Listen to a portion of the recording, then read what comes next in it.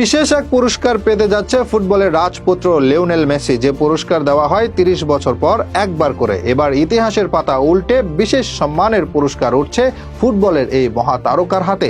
এই পুরস্কারের মধ্য দিয়ে ২১ শতকের প্রথম কোনো ফুটবলারের হাতে উঠতে যাচ্ছে সুপার ব্যালন ডি'অর, যা আগে কিনা পেয়েছে মাত্র একজন। লিওনেল মেসি ফুটবলের জাদুকর। ফুটবল যদি হয় কোনো এক কবিতা, তবে মেসি হবে সেই কবিতার ছন্দ। বা পায়ের জাদুতে মন্ত্রমুগ্ধ করেছেন কোটি কোটি ফুটবল ভক্তকে।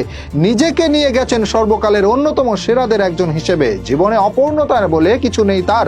ফুটবল ঈশ্বর নিজ হাতে সবকিছু দিয়েছেন। অপূর্ণতা বলতে ছিল ফিফা বিশ্বকাপ, সেটাও ২০২২ সালে পূর্ণ করেছেন তিনি।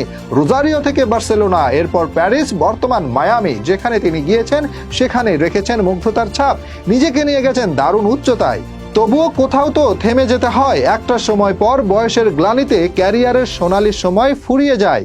তাই তো লিওনেল মেসি এবারই প্রথম ছিলেন না ব্যালন ডি'অর জেতার তালিকায়। লিওনেল মেসি ইতিহাসের রেকর্ড ৮ বার ব্যালন ডি'অর পুরস্কার জেতেন।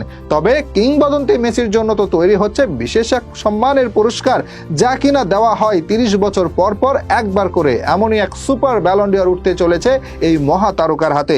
এর আগে এই পুরস্কার পেয়েছে কেবলমাত্র একজন। এবার দ্বিতীয় ফুটবলার হিসেবে সেটি উঠতে পারে ফুটবল জাদুকর মেসির হাতে।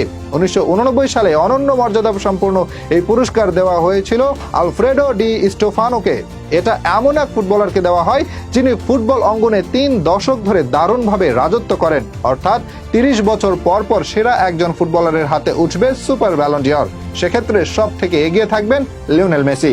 সুপার ব্যালন ডি'অরের তালিকায় গেল ৩ দশকের সেরা ফুটবলারদের তালিকায় আলোচনায় আছেন অনেকে, আর সেই তালিকার শীর্ষে আছেন জাদুকর লিওনেল মেসি। তারপরেই আছেন তারকা ক্রিস্টিয়ানো রোনালদো, ব্রাজিলের হয়ে বিশ্বকাপ জেতা রোনালদো, ফ্রান্সের হয়ে বিশ্বকাপ জেতা জিনেদিন জিদান ও শেভচেঙ্কো। কিন্তু এই তালিকায় পারফরমেন্স বিচারে সবার থেকে এগিয়ে আছেন এলএম10।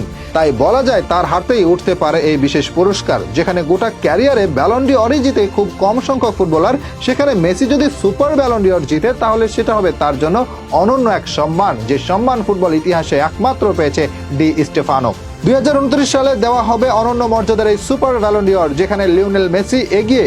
আর তিনি এগিয়ে থাকবেন নাই বা কেন? চ্যাম্পিয়ন্স লিগ, কোপা দেল রে, Copa America, Spanish super cup, club বিশ্বকাপ, উয়েফা সুপার কাপ, ফিফা বিশ্বকাপ সহ ফুটবল ইতিহাসে সর্বোচ্চ শিরোপা জয়ের মালিক এখন তিনি। সেক্ষেত্রে বলা যায় একচ্ছত্রভাবে সুপার ব্যালন ডি'অরের দৌড়ে এগিয়ে আছেন লিওনেল মেসি।